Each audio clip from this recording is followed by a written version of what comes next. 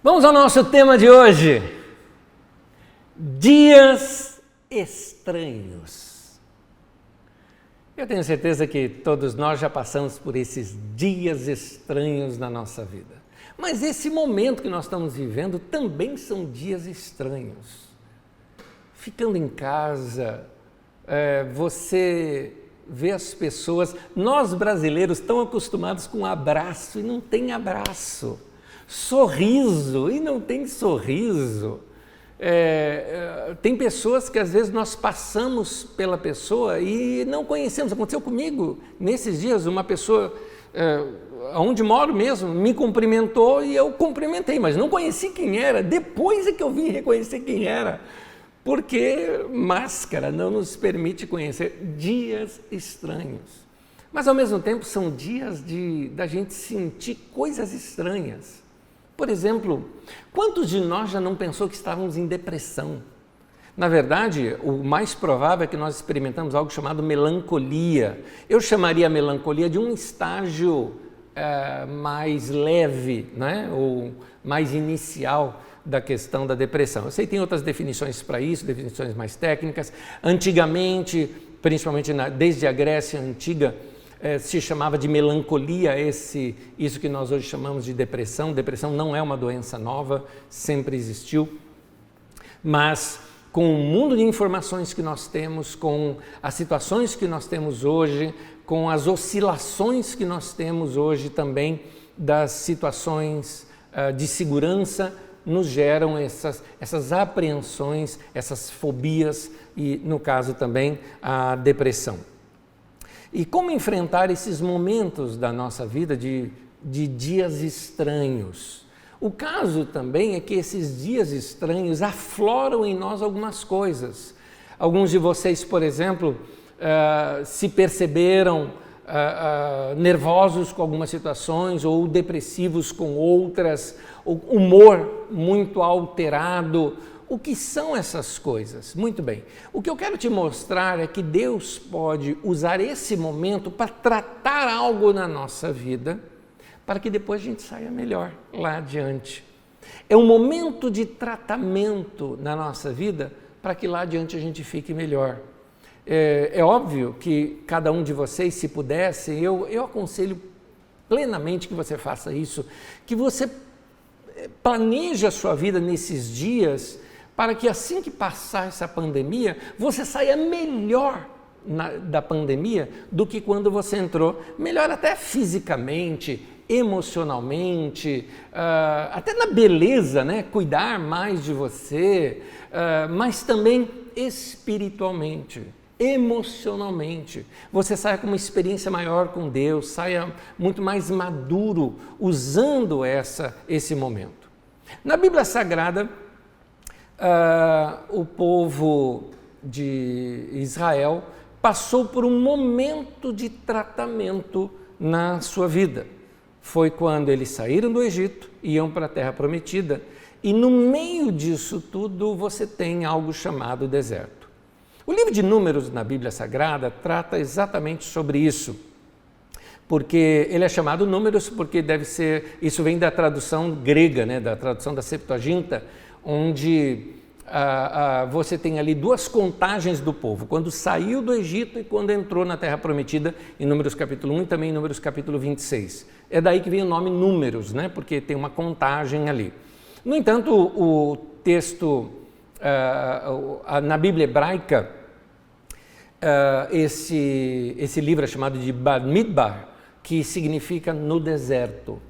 Então, é uma ideia de que, porque o deserto é o personagem principal nesse livro, o tempo todo conta das experiências do povo nessa travessia de 40 anos pelo deserto. São as tradições que vieram de geração em geração, isso você aprende no nosso Didaquê, não é? As tradições do deserto, as tradições dos povos do deserto e daquela geração que saiu também do Egito e que atravessou o deserto, essas experiências estão todas nesse livro de Números, porque entre o Egito e a Terra Prometida nós temos o deserto. E a lição que fica já de cara para nós é que não é possível as pessoas saírem de um sistema de vida para outro sem passar por um processo de reeducação. No caso literal aqui dos israelitas, era uma mudança de mente para entender como é que funcionaria a vida num novo paradigma, com um outro sistema econômico, num outro sistema social, porque quem vivia naquele sistema opressor e experimentou o êxodo significa saída, né? Então, quem estava debaixo daquele sistema opressor do Egito e saiu e foi para a Terra Prometida, precisava passar agora por um processo de reaprendizagem, porque eles precisariam passar por um processo de reeducação para ir viver numa terra com mais liberdade. É importante isso. Se não passarmos pelo deserto, iremos repetir os erros da antiga terra de opressão. É interessante porque era isso que ia acontecer com os israelitas. Eles iam reproduzir o Egito lá na Terra Prometida. É literal no caso deles, e esses textos servem como uma figura para nós. No Novo Testamento, no livro de Hebreus, é citado que todas as coisas ali do passado nos servem como figuras. Serve como figuras para a nossa vida. Você que está num momento de transição na sua vida, você precisa entender que esse momento de transição é um momento de tratamento de Deus para você sair de um sistema da sua vida para ir para outro sistema da sua vida, senão você vai repetir. Um exemplo, quem sai precipitadamente de um relacionamento amoroso e entra precipitadamente num outro sistema, num outro relacionamento amoroso, corre o risco de transportar, de repetir os mesmos problemas, os mesmos costumes, as mesmas manias que destruíram aquele relacionamento anterior, ele leva para o próximo relacionamento, porque não teve esse período de tratamento na sua vida. Eu me lembro que alguns anos atrás, um amigo meu passava por uma situação até mesmo de um divórcio, e o meu conselho para ele foi, imediatamente, falei, cara, leva um tempo sozinho. Você precisa reaprender a conviver com você, antes de você começar um relacionamento com outra pessoa. Porque o grande segredo de um relacionamento feliz, de um casamento feliz, não é casar para ser feliz, não é se relacionar para ser feliz, não é namorar para ser feliz, não é nada disso. É você ser feliz primeiro, se relacionar bem consigo, para depois trazer alguém para essa sua felicidade. Por isso que é importante esse relacionamento bem consigo, porque senão você vai cobrar e vai ficar tentando extrair da outra pessoa uma felicidade que, na verdade, ela não tem para te dar, ela não tem, é uma coisa que você precisa resolver em você. Então, o deserto é o período onde estas coisas são tratadas na nossa vida. O deserto pode ser um período de sofrimento, o deserto pode ser um desemprego, o deserto pode ser um luto na sua vida, o deserto pode ser um momento em que você ficou perto da morte, seja ela imediata, né? Aquela situação de um acidente ou de um quase acidente, onde você viu a morte na cara, ou aquela que ainda, eu confesso, eu acho que sofre muito mais.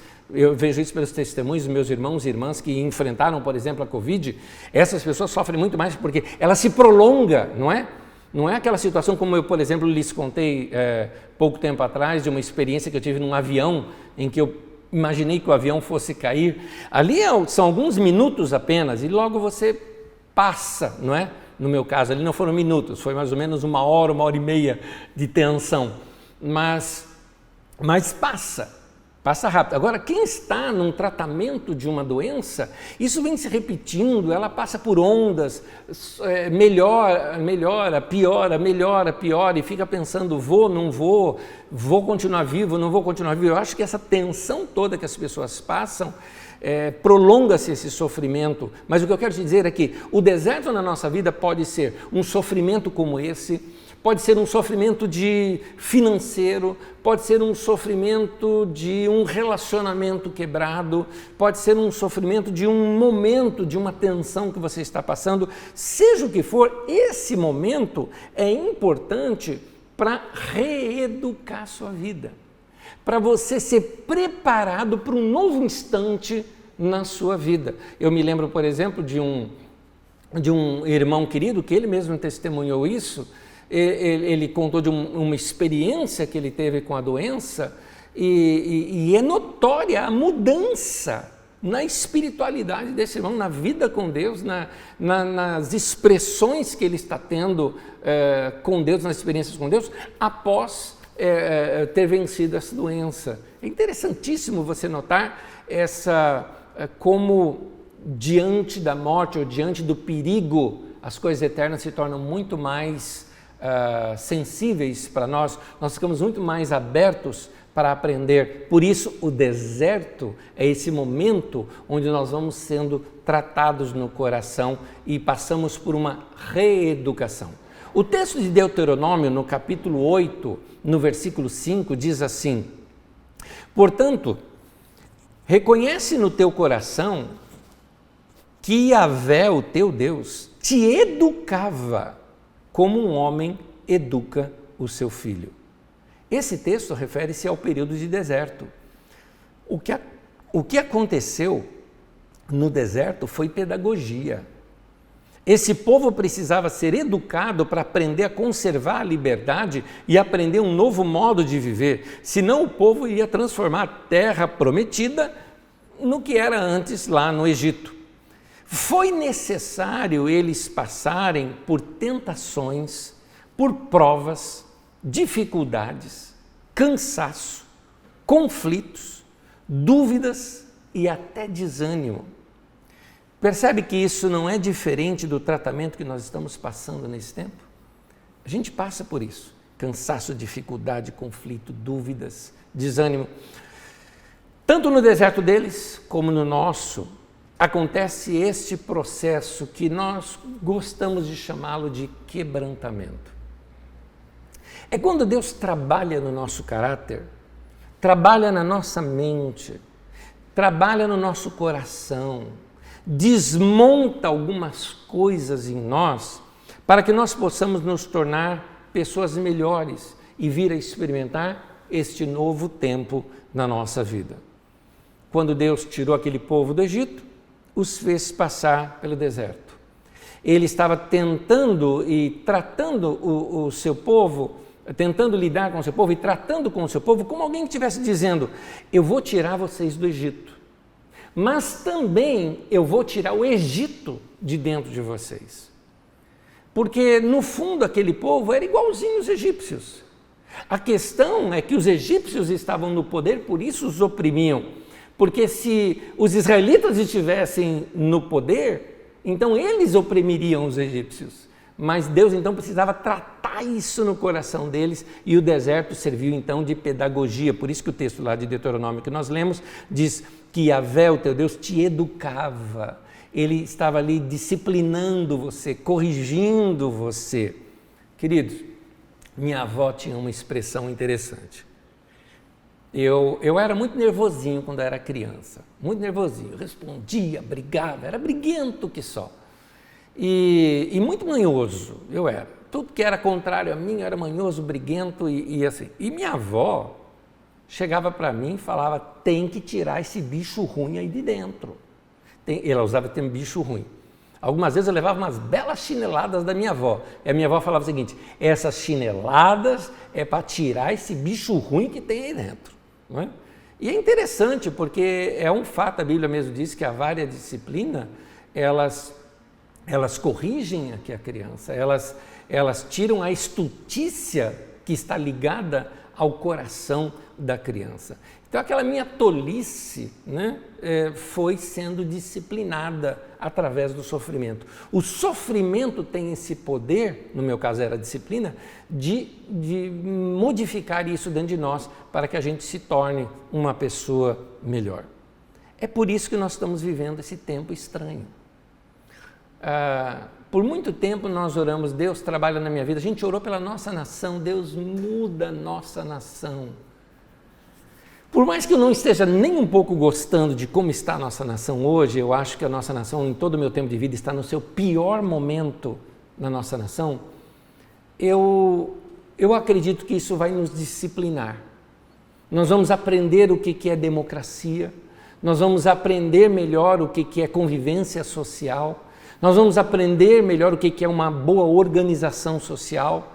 Da mesma forma, toda essa pressão nesses anos, nesses dias, aliás, nesse ano e meio já quase, né? Nesse ano e pouco que nós estamos vivendo debaixo dessa pandemia, está também trabalhando com a nossa vida, para organizar a nossa vida, organizar a nossa história. Hoje, numa entrevista que nós tivemos antes dessa mensagem, se você está ouvindo essa mensagem agora, dias depois, procure no nosso site que tem uma entrevista com o Luciano Correia e Karina, que foram entrevistados, que são líderes do Ministério da Bike, né, de bicicleta, aqui, o Pedal Carisma. O Luciano falou uma coisa no final ali que foi interessante. Ele falou, olha, quando eu venho aqui na Carisma, no domingo, quando obviamente ele está falando do período pré-pandemia, né? Ele falou, eu chego aqui, a cafeteria toda organizada, o Ministério Infantil organizado que eu coloco ali a minha criança, eu chego lá no salão, está tudo limpinho, bonitinho, a cadeira pronta, o Ministério de Música, a pregação, está tudo organizado. Por que nós fazemos isso? É uma instituição que intenta fazer disso um culto para Deus. Ele falou, a nossa vida pessoal também é um templo para Deus. Então, você precisa deixar sua vida organizada para servir melhor a Deus. Ele recomenda então o exercício físico, a disposição física, correr para Deus, um tempo de oração diário. Tudo isso vai organizar a sua vida para você poder servir melhor a Deus. Então esse tempo estranho que nós estamos passando é um tempo para a gente se reorganizar, meu irmão. Igual quando a gente tira um dia para fazer faxina em casa, faz uma faxina na tua vida. Tira esses bichos feios que tem aí dentro, né? Mata essas traças baratas que tem aí dentro da tua vida, não é? Faz uma dedetização, né, no teu coração de sentimentos diversos, de conflitos, de ódios, de situações que você precisa perdoar. Há uma história que eu considero triste e ao mesmo tempo consoladora depois.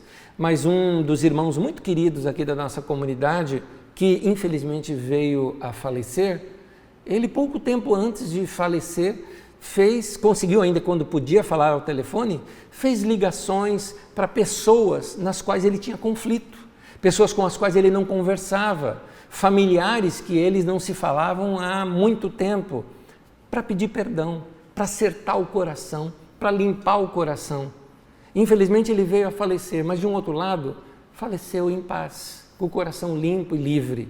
Agora eu digo isso para você, você vai esperar chegar nesse momento da sua vida, no término da tua vida, para resolver esses conflitos? Por que não fazer isso hoje? Por que não fazer isso nesse tempo? Por que não acertar isso nesse momento? Então, nós temos as nossas esperanças e desesperanças, mas queridos, tudo começa com um passo. O milagre de Pedro andar sobre as águas começou quando ele deu o primeiro passo.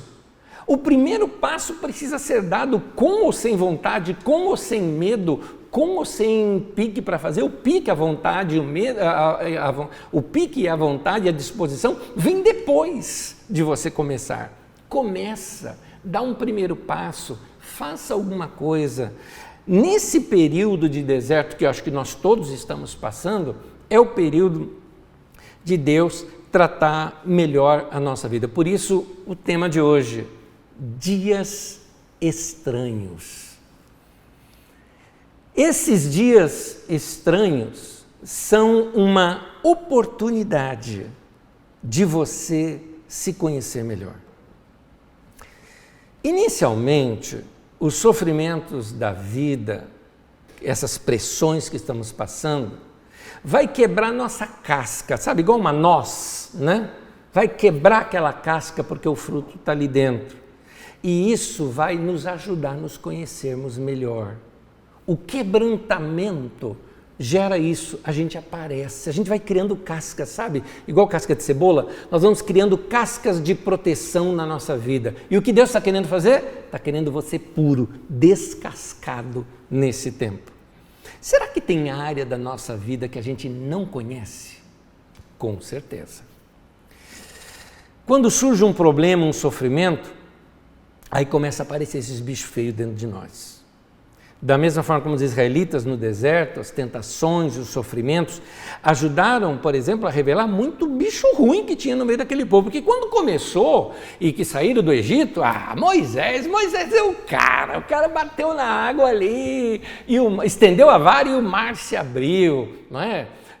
O cara se tornou um grande líder e todo mundo amando ali o Moisés e a liderança dele, mas aí vai passando o tempo, vão passando os anos, são 40 anos de organização, acampamento e tudo mais. Aí tem um tempo que eles se queixaram da dificuldade e começaram a culpar Yahvé dessas dificuldades.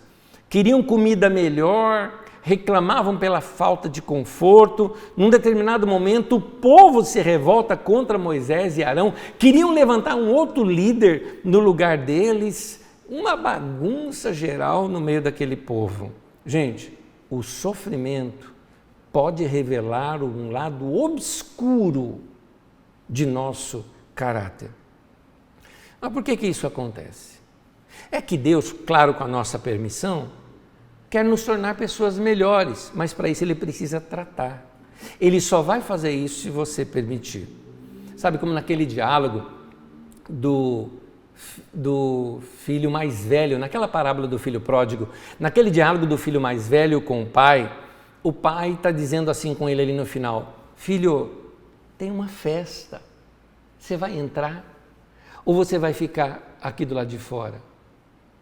Está subtendido isso ali. Se você quer entrar, você tem que deixar de lado e engolir esse seu orgulho. Gente, todos nós temos bicho feio dentro de nós. Talvez seja o orgulho. A Bíblia fala das obras da carne, aqueles são os bichos feios dentro de nós, né? Talvez seja o orgulho, talvez seja a sua mania de vingança, talvez você seja uma pessoa que não saiba perdoar, você carrega ódio das pessoas. Nós precisamos andar perto de Deus, porque andando perto de Deus, igual, por exemplo, eu digo lá no Salmo 119, que é lâmpada para os meus pés e luz para os meus caminhos, né? Ou seja, Deus ilumina por onde eu devo andar, o que eu devo fazer. Essa mesma luz do Senhor, que é a palavra de Deus, também ilumina dentro de nós.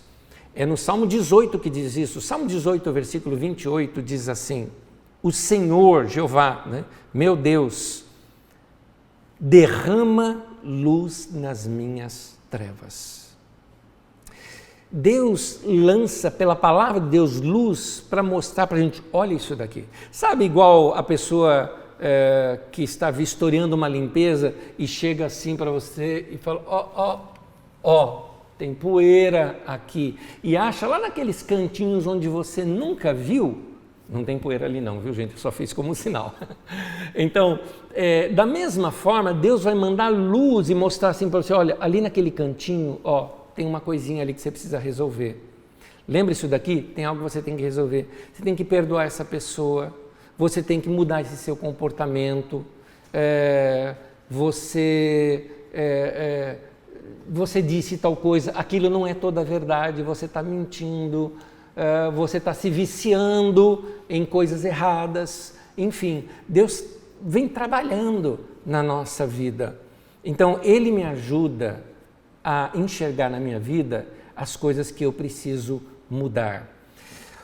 São os sofrimentos do deserto que irão ajudar a nos conhecermos melhor, o que nos possibilitará a mudar algumas áreas em nosso caráter.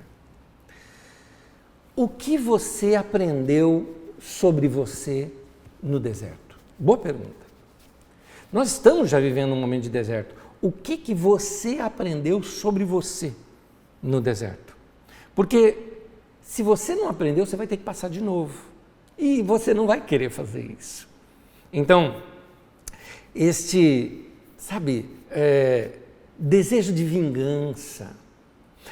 vingança com um ex-marido, com ex-esposa, desejo de vingança com um ex-chefe, com ex-namorado, até com ex-igreja. Tem gente que carrega monstros aí de ódios, de rancores, de desacordos. Meu querido, mata esse bicho feio aí, antes que isso, sabe, igual o filme vem aqui, sabe, e possua você, né? Daqui a pouco você vai estar com a respiração do Darth Vader, meu querido, entende? Você vai notar essa respiração em você, porque você está se deixando ser tomado por uma coisa ruim. Há um texto na Bíblia Sagrada, em Romanos 12, versículo 19, que diz assim: amados, nunca procurem vingar-se, mas deixem com Deus a ira, pois está escrito, minha é a vingança, eu retribuirei, diz o Senhor. Note que o texto está dizendo, não procure vingar-se, não faça isso. E está dizendo ainda, deixa com Deus a ira, entrega para Deus. Chega para Deus nesse momento, depois nós vamos fazer uma oração aqui juntos, chega para Deus e fala, Senhor, eu entrego fulano de tal nas tuas mãos. Não é, veja bem, hein, quando eu estou falando em entregar nas mãos de Deus, é entregar para que Deus abençoe a vida da pessoa e essa pessoa tenha uma experiência com Deus. É para isso. Porque tem gente que lê esse livro, eu vou te contar uma coisa, tem gente que lê esse livro, esse texto das Escrituras, e pensa que Deus é igual a ele. Então ele pensa que quando o texto diz, minha é a vingança, ele acha o seguinte, olha o que a pessoa pensa, né? Não, eu vou orar, vou entregar nas mãos de Deus. Essa pessoa, vou entregar nas mãos de Deus, porque Deus vai vingar essa pessoa, né? Você está achando que Deus é igual a você, meu querido? Deus vai vingar essa pessoa, né? Deus vai lidar com essa pessoa, Deus vai usar do cajado contra essa pessoa. E aí você fica assim, sabe, fazendo uma feitiçaria contra a pessoa, quase um voodoo espiritual. Você imagina ali a pessoa e fica espetando, Deus, ó, aqui, ó, trata essa pessoa e fica ali fazendo voodoo com aquela pessoa na sua mente. Querido, desse jeito não precisa nem de diabo, já tem você. Meu Deus do céu, o que é isso? Tira essa coisa ruim desse coração aí, faz favor. Perdoa, meu irmão. Libera isso, por favor. Você não foi feito para andar dessa maneira. Sabe, a sua alma entra em curto-circuito toda vez que você permite esses ódios, esses rancores, esses azedumes, porque você não foi feito para isso. A vingança é um sentimento incompatível com o nosso corpo.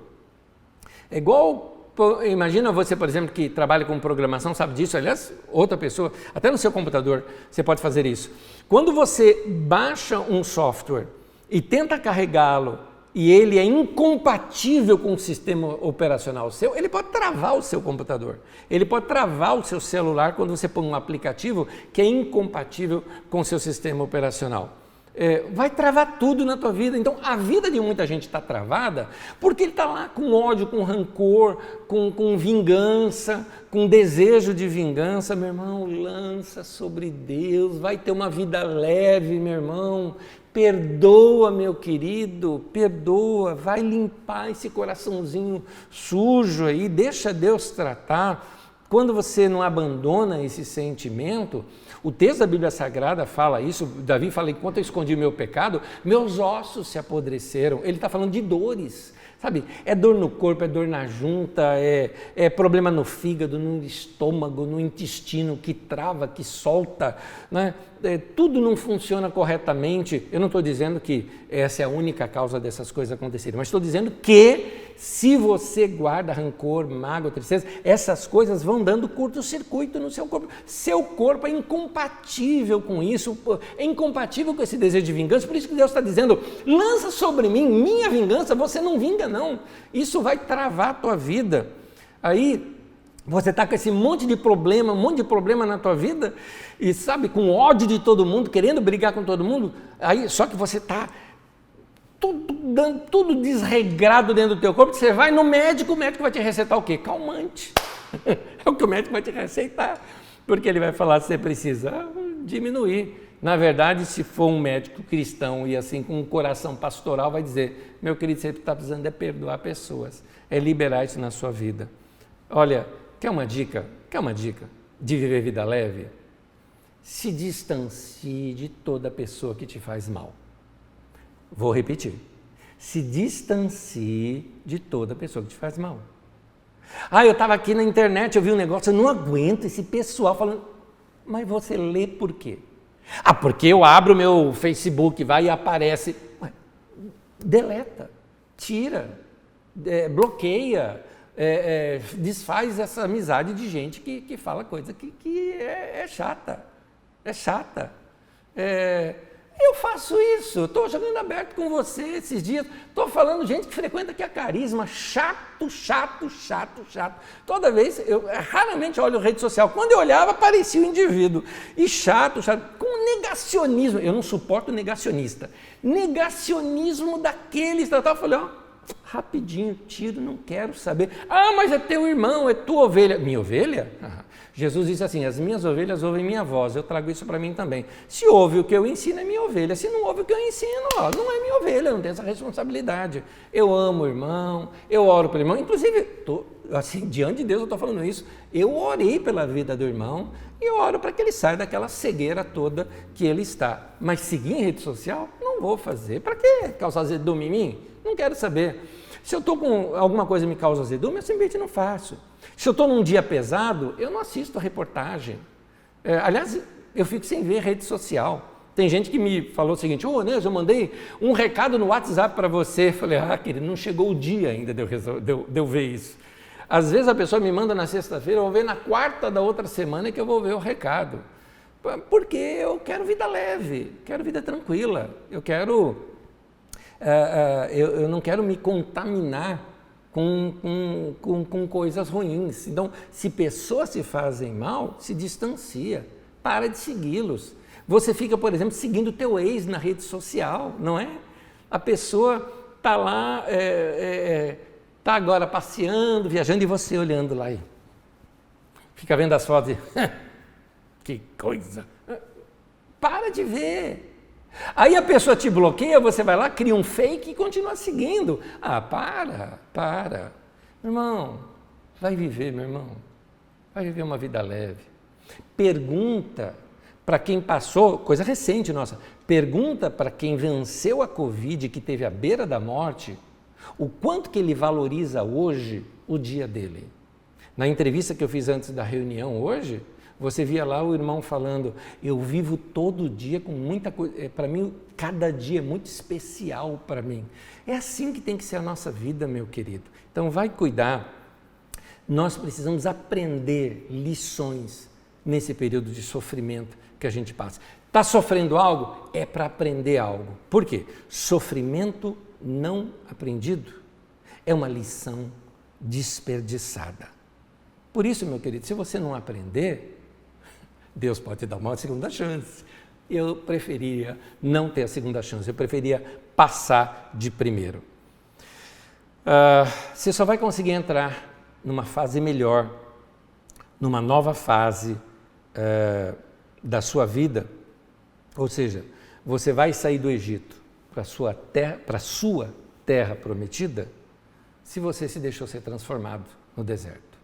Para isso, nós estamos passando esses dias estranhos, entendeu? É o tema de hoje, dias estranhos. Estamos passando dias estranhos nessa pandemia. Por isso, nós também temos nossos dias estranhos particulares, que às vezes a gente mesmo que causou. E aqui vem mais uma verdade para a gente. Esses dias estranhos são uma oportunidade de ouvir melhor a Deus. Ao mesmo tempo que o bicho ruim que tem dentro de nós aparece, também no meio do deserto, em meio ao sofrimento, tem um outro lado da questão. O nosso coração fica mais sensível. O deserto não é só um período da gente enfrentar coisa ruim, gente. Porque alguns de vocês podem estar olhando para si nesse momento, vamos ser honestos. Talvez você esteja olhando para dentro de si nesse momento e está falando, poxa, Nésio, legal a mensagem, mas não tem ninguém que eu não perdoei, eu estou de boa com todo mundo, quem eu tinha que perdoar eu já perdoei, meu coração está leve. Meu irmão, que bom, já foi o primeiro passo. Porque agora tem o segundo passo. O primeiro passo é deixar Deus tratar essas coisas ruins da vida da gente, mas tem um segundo. Por isso esse período de deserto. Esse segundo é agora você se sintonizar com Deus e ter mais sensibilidade diante de Deus. Porque o sofrimento causa isso na gente. O sofrimento possibilita o nosso coração ficar mais sensível. Tem gente que pelo sofrimento fica mais perto de Deus, você vê isso. Às vezes é o sofrimento de alguém que está internado, de alguém próximo de você que está assim, e você fica tão preocupado que você ora mais, você nem estava orando mais, não é? Agora está grudando mais em Deus, agora você está exercitando um pouco mais a sua fé, a sua confiança no Altíssimo. Esse sofrimento que você vem passando nesse tempo, esse deserto todo, está dando para você uma chance, uma oportunidade de você passar a conhecer a Deus de uma maneira que você ainda não conhece. Veja bem, Deus é infinito, tem tantas maneiras de você aprender com Deus. Domingo passado, se você não assistiu a mensagem do domingo passado, assista, por favor, a mensagem do domingo passado, onde eu falo das minhas novas experiências com Deus. Novas não, porque elas já existiam na minha vida, mas que nesse tempo eu estou aprendendo a orar a Deus de outras maneiras, às vezes sem palavras, às vezes na minha quietude, às vezes edificando o meu espírito através de dons espirituais, enfim, buscando a Deus de uma maneira diferente. E eu te convido a você buscar uma nova experiência com Deus.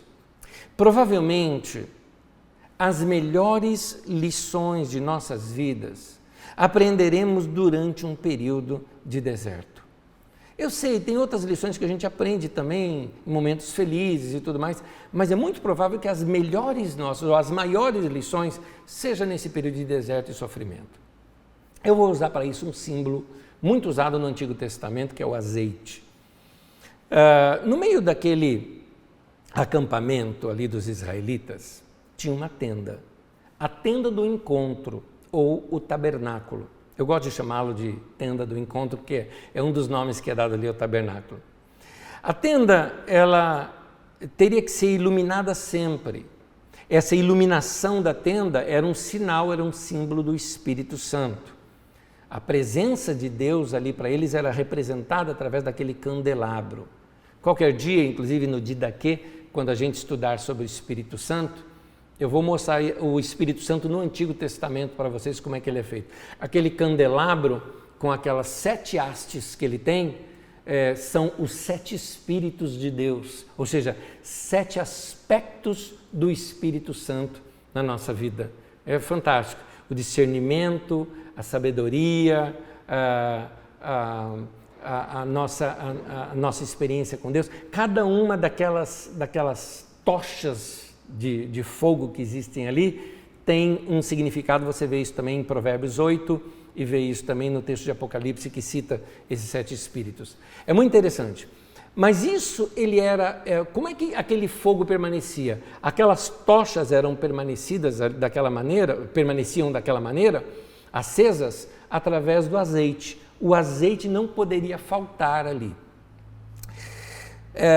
O azeite, ele é produzido com a trituração da azeitona inteira, inclusive do caroço da azeitona. Você não só esmaga a azeitona, como o caroço dela também.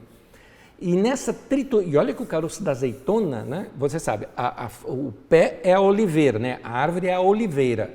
A oliveira produz a azeitona. Você já viu a azeitona preta e a azeitona verde? Pois bem, não são oliveiras diferentes, é o mesmo fruto. Apenas ele é colhido em época diferente. Colhido antes é a azeitona verde, colhido depois é a azeitona preta, é a mesma. Você pega aquela azeitona, no caso a verde, ela é triturada, não é? Inclusive o caroço, que é muito duro, ele tem que ser triturado, esmiuçado, né? E dali ele vai soltar aquele óleo. Então, isso nos fala desse processo do quebrantamento. Quando Deus tritura, quando Deus quebra a gente, porque às vezes nós somos muito duros, não temos essa casca por fora, mas uma vez quebrantados, libera-se ali o óleo, libera-se ali o azeite, que é chamado no Antigo Testamento como um símbolo para a unção. Quando nós entendemos como unção do Espírito Santo, no Antigo Testamento é citada como esse símbolo do azeite. Este sofrimento que a gente passa, esse momento difícil, esses dias estranhos que a gente passa, vai triturar essa dureza do nosso coração e transformar isso em azeite, que será o combustível para que essa tocha do Espírito Santo fique acesa dentro de nós. É isso que vai fazer você ouvir melhor a voz do Senhor na sua vida.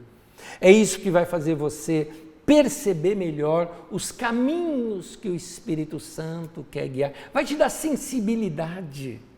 Algumas vezes eu cito isso para vocês. Como é que eu chego, por exemplo, numa palavra como essa para você? É sensibilidade de perceber Deus me guiando pela paz, meu coração está em paz, minha mente está em paz, meu coração está em paz, minha mente está em paz, minha vida está organizada, eu estou em paz. E Deus triturou ali dentro, então eu fico sensível à voz do Espírito Santo para perceber pela paz, sendo guiado. É aquela voz do Senhor que é a voz da paz, não é? E você vai sendo guiado em seus caminhos com Deus. Numa boa tipificação no Antigo Testamento, no livro de Êxodo, no capítulo 27, no versículo 20, diz assim: ordene aos israelitas para que lhe tragam azeite puro de olivas batidas para a iluminação, para que as lâmpadas fiquem sempre acesas. É isso que precisa acontecer comigo e acontecer com você. Deus precisa trabalhar, você viu ali? Batidos, né? Trabalhado, esmiuçado, para que a gente possa produzir esse azeite. E é esse azeite que diz ali que a lâmpada vai ficar acesa.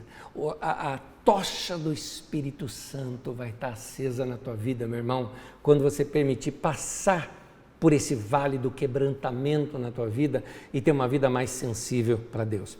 Queridos, esta é uma mensagem para a igreja, é uma profecia, é um assim diz o Senhor, ou como diz na tradução de Nova Jerusalém, da Bíblia de Jerusalém, que eu gosto, diz assim, oráculo de Yahvé. Essa é a palavra de Deus para nós. Seria essa a palavra de Deus para nós. Tragam experiências de gente quebrantada e o Espírito Santo irá iluminar a igreja. É isso. Pessoas que experimentaram Deus na sua vida. Gente que deixou, que rasgou o coração e permitiu Deus tratar no coração. Gente que aprendeu no caminhar com Jesus a se tornar manso e humilde de coração. Tragam pessoas assim, experimentadas, comprovadas. Tragam pessoas quebrantadas, tratadas por Deus. E o Espírito de Deus vai iluminar a igreja. Espírito Santo não é isso que vai te deixar, vai fazer, como muitas pessoas pensam, aquele homem é ungido do Espírito Santo que ele fala bravo, ele fala o que tem que falar. Não, é um arrogante e precisa ser tratado pelo Espírito Santo. Jesus disse, aprendam de mim, eu sou manso e humilde. É na mansidão e na humildade que você vê uma pessoa cheia do Espírito Santo. Aquelas pessoas que se deixaram ser quebrantadas, elas produziram esse azeite, esta unção do Espírito Santo. Essa presença que você percebe na vida das pessoas, você percebe que ela tem uma experiência profunda com Deus. Tem gente que você ouve e você fala assim, aquele é um homem de Deus, aquela é uma mulher de Deus. Gente segundo o coração de Deus, que tem um coração aberto para Deus. É o sofrimento do deserto que vai te capacitar a ser essa pessoa que você precisa ser para entrar na sua terra prometida.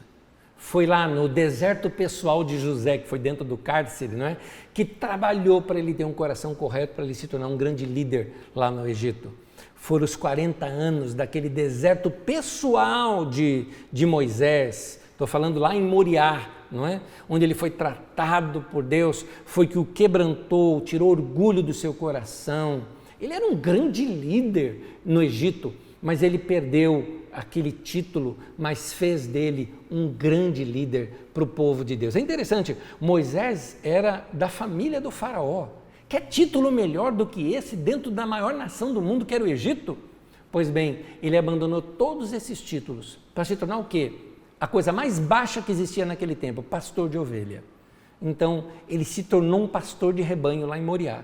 E esse tratamento no ego de Moisés, não é? Porque muitas pessoas, eles acham que eles são o seu cargo. Eu sou diretor, eu sou o presidente, eu sou tal coisa, essa é a minha formação acadêmica. Meu irmão, a glória desse mundo, a glória dessa terra nada é quando nós estamos na presença de Deus. Do que vale tudo isso? Me lembra que agora, numa das reuniões nossas de pastores nessa semana, nós tivemos uma reunião de oração pela internet, uma reunião de oração entre os pastores da Carisma nessa semana, e eu me lembro que citei ali para os irmãos algo, eu citei, irmãos, a letra de um cântico que é uma poesia que tem marcado o meu coração nesse dia, é aquela que diz assim: o brilho deste mundo se apaga ante ti, a glória dessa terra nada é, tudo cai em tua presença, ó Rei, formosa é tua presença, Senhor. Então, o que vale títulos? Do que vale cargos? Do que vale títulos de gueto? Como a gente vai na igreja? Eu sou pastor, eu sou apóstolo, eu sou diácono. Ah, meu irmão, poxa. Estou querendo fazer igual criança, que sabe? Criança que faz assim, né? Eu estou querendo fazer isso, eu já fiz. Né? O que é isso, meu irmão? Isso é mundo. Você é servo, não tem coisa melhor do que ser servo. No reino de Deus a gente cresce para baixo, não cresce para cima. Jesus mesmo diz, no mundo vocês têm os seus governadores, seus líderes, né? Mas entre vós não será assim. Ele fala, quem quiser ser o primeiro entre vós, seja esse o servo de todos. Então, vamos servir, gente, vamos nos humilhar, vamos aprender com Jesus. Para de se julgar importante, porque você conhece alguém importante. O cara nem importante é, não, mas eu sou irmão daquele jogador de futebol, eu sou fulano. Você se espelha nos outros. Você se julga importante porque você está trabalhando perto do prefeito, ou perto do governador, ou perto do presidente. Ah, meu irmão, acorda. A glória desta terra nada é. O texto diz de Tiago que a glória do homem é palha, que com o vento se espalha, que o fogo consome. Isso não é nada. Aquele lá fala na televisão, e daí? Aquele lá é um youtuber famoso, e daí? Isso não é nada diante de Deus e nada para nós mesmos, vamos ser sinceros. Precisamos ficar nus diante de Deus, rasgar o nosso coração. E o que vale para a gente é a nossa experiência com Deus. Jesus ensina que a gente tem que ser quebrantado. Ele mesmo diz isso em João, no capítulo 12, no versículo 24, o texto diz assim: digo-lhes verdadeiramente que se o grão de trigo não cair na terra e não morrer, continuará ele só, mas se morrer, dará muito fruto. Gente, o quebrantamento, ele produz na gente humildade. Pessoas marcadas pelo orgulho são pessoas que nunca se deixaram ser tratadas por Deus. Então, quem é tratado por Deus abandonou o orgulho, quebrou o orgulho da sua vida, passou por esse momento de humildade. Toda pessoa que está envolvida no ministério precisa ter essa experiência de quebrantamento. Meu querido pastor, meu querido irmão, deixa Deus trabalhar na sua vida para que você seja sempre uma pessoa quebrantada. O quebrantamento, ele nos protege da gente usurpar a glória que pertence a Deus. O quebrantamento faz isso. Você que é músico, você que canta, você que toca, a Bíblia diz que o homem é provado pelos louvores que recebe. Quando alguém te dá glória, pega aquilo e dá para Deus. Leva para Deus. Eu acredito que Deus nesses dias tem chamado a sua igreja para ser uma igreja quebrantada aos seus pés. O projeto de Deus para a igreja nesses dias, guarda bem o que eu estou te falando, o projeto de Deus para a igreja nesses dias, estou falando agora como um profeta do Senhor, o projeto de Deus para a sua igreja nesses dias é contrário ao projeto que a igreja fez para si mesma nos últimos dias. O projeto que a igreja fez para si mesma da década de 80 para cá é um projeto de domínio e de poder. O projeto de Deus para a igreja é contrário a isso. É um projeto de humildade, de quebrantamento e de arrependimento. Que nós sejamos um povo manso, humilde, simples, quebrantado, diferente. Que não sejamos arrogantes, que sejamos tratados por Deus. Somente uma igreja quebrantada poderá cumprir os propósitos de Deus para essa geração, porque ela vai ser uma igreja apaixonada pelo Senhor, derramada, quebrantada, lançada aos pés de Jesus. Eu quero fazer uma pergunta para você, meu irmão. Qual a última vez em que você teve uma experiência de adoração a Deus? E aliás, eu vou colocá-la bem assim mesmo, uma adoração de cantar para Deus. Uma adoração de se envolver com uma canção e declará-la como um amor a Deus. Qual a última vez que você se prostrou, se ajoelhou, levantou as suas mãos ou simplesmente derreteu o seu coração diante de Deus?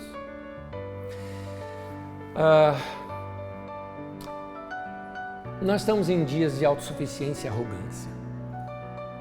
Os ensinos de autoajuda te ensinam, você pode, você consegue, você faz tudo. Os ensinos no meio da igreja estão dizendo, a igreja tem que dominar, a igreja tem que ter a sua influência política, a sua influência financeira, a sua prosperidade. Isso estragou a igreja nesse tempo. E eu quero te dizer que a igreja precisa voltar a ser dependente de Deus.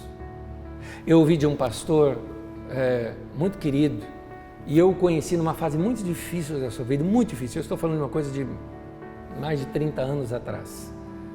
Quando eu o conheci, uma fase difícil.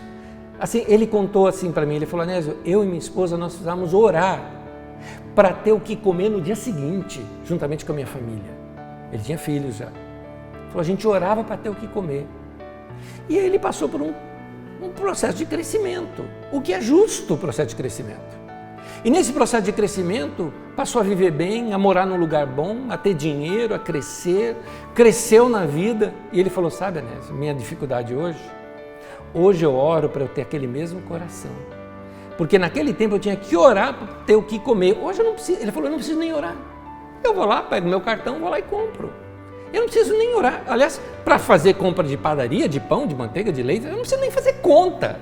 Eu vou lá, passo meu cartão e eu tenho dinheiro para aquilo. Ele falou, pois bem, eu estou vivendo a fase mais perigosa da minha vida. A fase mais perigosa da minha vida não é lá, quando eu nem tinha o que comer. A fase mais perigosa da minha vida é hoje, que eu tenho abundância na minha vida, porque eu posso me esquecer de Deus e andar na minha própria força. Então, meu querido, volta a ter aquele coração apaixonado por Deus, de quem até o pão nosso de cada dia, você aprende a pedir para Deus, ou no mínimo, agradecer a Deus de que você tem pão para comer. Então, não se esqueça de que foi Deus que te deu tudo isso. Você mora numa casa boa, você está numa fase boa da tua vida, não se esqueça de agradecer a Deus por isso. Deuteronômio capítulo 8, de 11 a 18, texto que, apesar de longo, é o último texto que quero ler com vocês, diz assim: guarda-te, não te esqueça do Senhor, o teu Deus, para não suceder que, depois de teres comido, estiveres farto, depois de haveres edificado boas casas, olha que Deus intenta para a gente ter boas casas, e morado nelas, olha que coisa boa, depois de se multiplicarem os teus gados e os teus rebanhos, ou seja, de você ter dinheiro, recursos guardados para o futuro, e se aumentar a tua prata e o teu ouro, e de ser abundante tudo quanto tens. Olha, Deus intenciona tudo isso para a gente. Ele só fala o seguinte: guarda-te e não te esqueças, que se eleve o teu coração e te esqueça do Senhor, o teu Deus, de Yahvé Elohim, Jeová o teu Deus, que te tirou da terra do Egito, da casa da escravidão, e que te conduziu por aquele grande e terrível deserto. Não digas, pois, no teu coração: a minha força e o poder do meu braço me adquiriram essas riquezas. Não, antes, Lembrarás do Senhor, o teu Deus, porque é Ele o que te dá força para adquirires riquezas, para confirmar a sua aliança que, sob juramento, prometeu a seus pais, como hoje se vê. É isso, meu querido. O que esse texto nos ensina é que a gente precisa ter um coração quebrantado, que reconhece que tudo que a gente tem vem de Deus. Então agradeça a Deus por você, pela sua família, por estar vivo, pelos recursos que você tem hoje. Saiba que tudo isso veio de Deus. O deserto é o lugar onde a gente precisa dizer assim para Deus: Deus, faz tua obra em mim.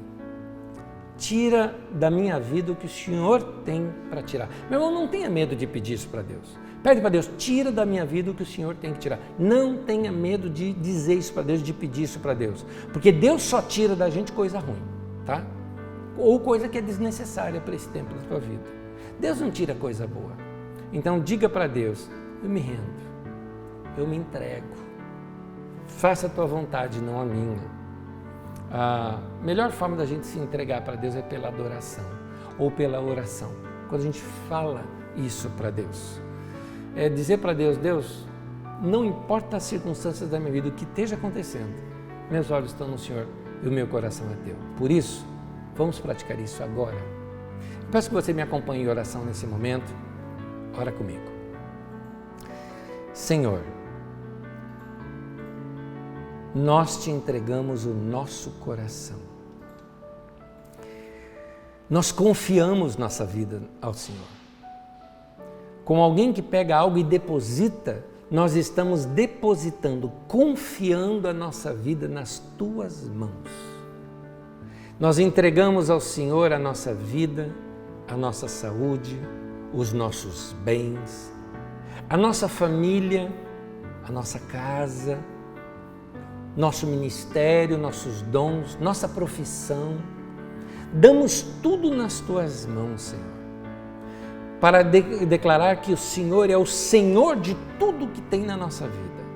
Tudo é teu, nós somos teus, nosso coração é teu. Portanto, Senhor, faz tua obra em nossa vida. Ajuda-nos a limpar a nossa vida, tirar as coisas ruins, matar esses bichos feios que tem na nossa vida e que a nossa vida seja santa, pura, aberta para o Senhor. Trabalhe em nosso coração, ó Deus, levando-nos para mais perto do Senhor. Mantenha-nos quebrantados, abertos, sensíveis à Tua voz. Que nós possamos, através da humildade e da mansidão, sermos quebrantados e produzir esse azeite da unção na nossa vida, para que a nossa vida seja cheia do Teu Espírito. Muitas pessoas estão tão cheias de si que não tem espaço para o Teu Espírito Santo. Portanto, nós nos esvaziamos de nós mesmos para que o Senhor possa nos encher. Encha-nos da pessoa de Jesus, através da pessoa do Espírito Santo, para que ao falarmos com pessoas e tocarmos pessoas, eles possam sentir esse toque da Tua unção, da Tua presença dentro de nós. Nós abandonamos a glória desse mundo, nossos títulos, nossos cargos, nossas posições sociais, nossos diplomas. A glória desta terra nada é. Tudo cai diante da Tua presença. O que nós te pedimos, Senhor, é que o Senhor nos encha das coisas eternas, da Tua mansidão, da Tua humildade, do Teu amor, da glória do Senhor, do Teu caráter na nossa vida. Que nós sejamos essa igreja que o Senhor espera para nós nesses dias. Em nome de Jesus é que nós te pedimos. Amém e amém. Que Deus abençoe a tua vida. Que seja uma semana de experiências profundas com o teu Deus. É o nosso desejo.